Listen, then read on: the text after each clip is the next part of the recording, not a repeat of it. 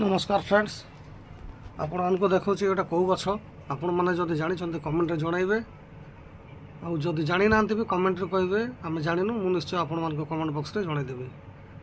आ देखंतु कि सुंदर होइछे ए गछ आ ए हेला तार पत्र सेटा फूल कौ गछ आपण माने निश्चय जणाइबे।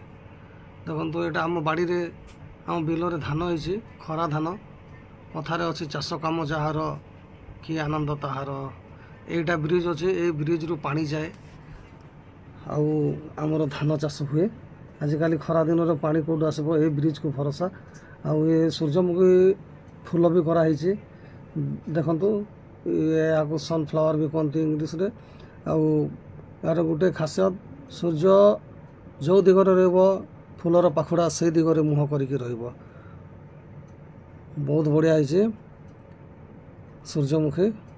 एवं आम आसलु मेन रोड रे एक्चुअली मु गोटे भोजी खाइबा को जाइथिली शिकार तु ने आम रही मन जल्दी आन छोटे बाहागर भोजी थिला। आटा मु मेन रोड रे जाऊँचे भवानीपाटना अभिमुखे। एटा आसला भवानीपाटना तार जो नेम प्लेट लगी मो गाड़ी चली सीधा आसला आम घर।